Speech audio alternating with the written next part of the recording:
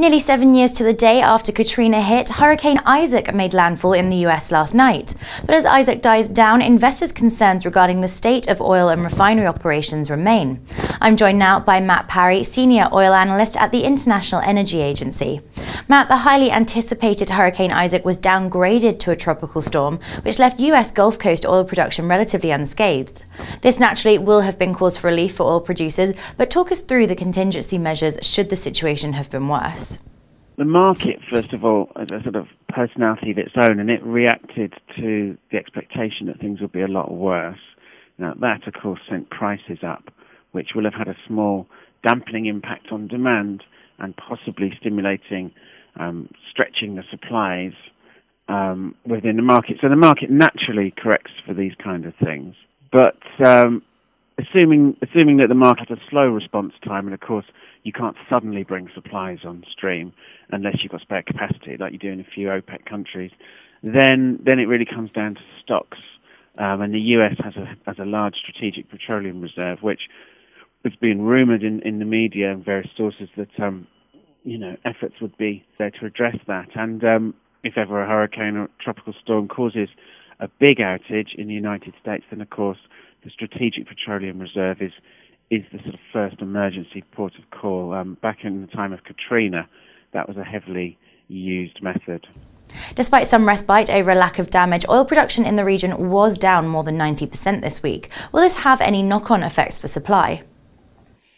No, I think it will have short-term impacts on supply. The US Energy Information Administration publishes a weekly stock number that's very heavily followed midweek, and I imagine the next 2 weeks will show quite a negative disturbance.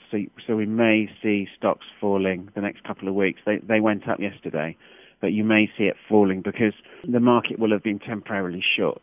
The last I heard was that the conditions were probably going to be okay for a number of companies. I think I heard Shell were going to go and look at their facilities and see if they can open them.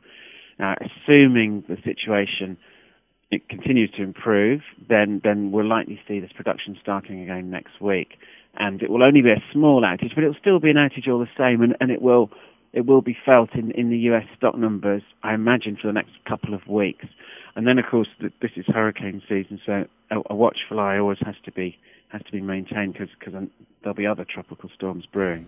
As you mentioned earlier, concerns over supply had caused a short-term spike in oil pricing. This has already retreated as the markets reassess the disruption caused by Hurricane Isaac. What's the time frame on these prices returning to parity, or should traders expect elevated prices as the hurricane season continues?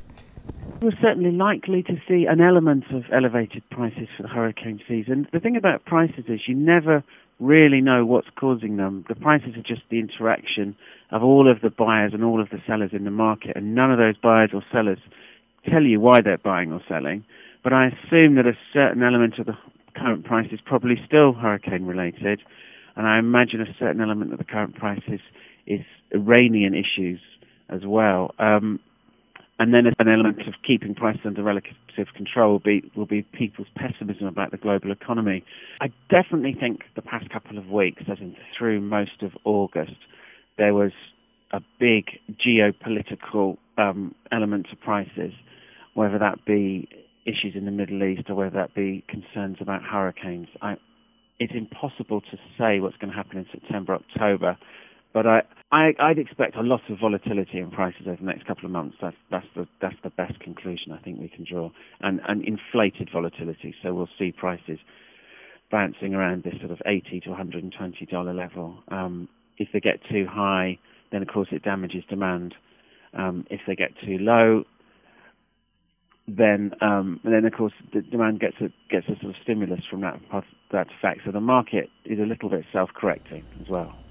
Investors are holding out for Ben Bernanke's speech on Friday for clues of further quantitative easing in September.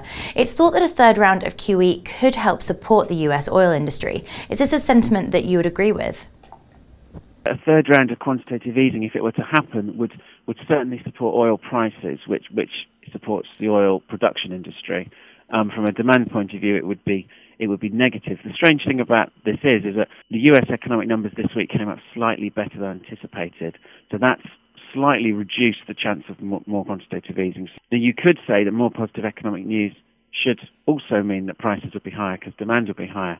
So there's a strange logic to it. So weaker economic news means quantitative easing is more likely, and that oddly can send the price higher. But recently it's been that weaker economic news has been making quantitative easing anywhere more likely. So the UK, parts of Europe, in the US, and that's been providing some stimulative influence on prices, which is in some way a sort of strange logic because I'd say, oh, that means the economy is doing badly, and you could say that if quantitative easing may not solve the problem, but that's a longer-term view.